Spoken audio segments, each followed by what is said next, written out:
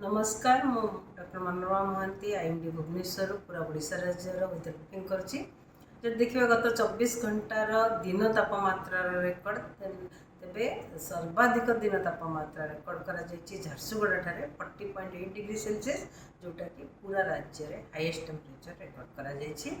ता सहित गोटे दुटा जगह रे फॉग मध्ये रेकर्ड करा जायछि कुहुड़ी आउ मैक्सिमम टेम्परेचर किंबा दिन तापमात्रा मोस्टली आमर इंटीरियर नॉर्थ इंटीरियर ओडिशा रे 2 रु 5 डिग्री अधिकार रही किसी स्थान रे, अलग स्थान मानक मोस्टली आमर नॉर्मल स्वाभाविक तापमात्रा जिते सेतिकी रही।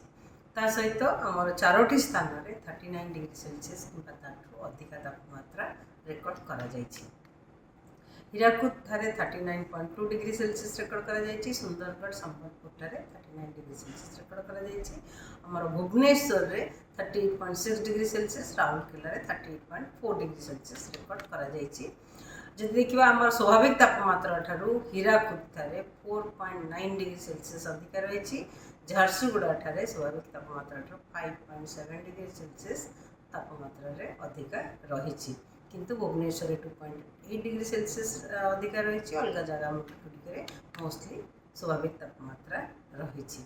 बर्तमान ओडिशा राज्य सेमती विशेष पाणीपागर स्थिति ना, किंतु से आगामी 24 घंटा मध्य 48 घंटा मध्य देखा वर्षा होबार विशेष संभावना ना। आगामी 24 घंटा मध्य पाग मुख्यतः सुखिला रहिबो पूरा राज्य रे। ता सहित झारसुगुड़ा और संबलपुर जिले में गोटे दुटा पकेट्स रे हीट वेव होबार संभावना रही। से लोक मानक बाहर को बहुत समय खरार रहीबाटा एडवाइजेबल नुह। काली आमर 14 तारीख पाग सुखिला रहिबो।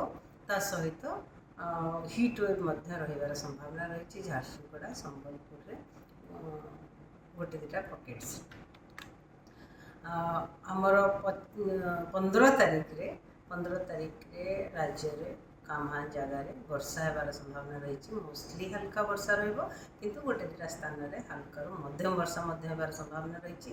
ता सहित बिजुली घड़घड़ी केउंझर मयूरभंज जिले में को येलो वार्निंग जारी करा जायछि। केउंझर मयूरभंज जिले में वर्षा होगा सहित कामा स्थान में वर्षा सहित बिजुली घड़घड़ी और झटका पवन 30 ରୁ 40 km/h रहिबार संभावना रही। 16 तारीख राज्य में वर्षा रहिबो, मोस्टली हल्का वर्षा रहिबो, किंतु कामा स्थान में हल्का मध्यम वर्षा होबार संभावना रही। वर्षा सहित बिजुली घड़घड़ी वार्निंग जारी करा जायछि। बिजुली घड़घड़ी आमर मयूरभंज, केउंझर, बालेश्वर, भद्रक, जाजपुर, ढेंकानाल, कटक, केन्द्रापड़ा, जगतसिंहपुर, खोर्धा जिले में कामा स्थान में बिजुली सहित घड़घड़ी और झटका पवन 30 ରୁ 40 km/h रही। किंतु राज्य में आम पूरा उपकूलवर्ती अंचल जिला गुड़िक सहित मयूरभंज, केउंझर, अनुगुल, ढेंकानाल, नयागढ़, बौद्ध, कंधमाल, रायगड़ा, कोरापुट, मालकानगिरी एवं उपकूलवर्ती जिला गुड़िक हल्का मध्यम वर्षा होबार संभावना रही। 17 तारीख जब देखा आम उपकूलवर्ती अंचल जिला गुड़िक सहित मयूरभंज, केउंझर हल्का मध्यम वर्षा हो पाए आमा स्थान में। ता सहित बिजुली घड़घड़ी सहित वर्षा होबार संभावना रही मयूरभंज और केउंझर जिले में, जोटा कि येलो अलर्ट जारी कर। 18 तारीख राज्य में पुणी भी वर्षा रही संभावना रही। मोस्टली हल्का वर्षा रही संभावना रही, जमी गंजाम, गजपति, रायगड़ा, कोरापुट, मालकानगिरी, नवरंगपुर जिले में। और 19 तारीख में वर्षा कंटिन्यू करें, हल्का वर्षा कंटिन्यू करें कामा स्थान में गंजाम, गजपति, रायगड़ा, कोरापुट, मालकानगिरी और नवरंगपुर जिले में।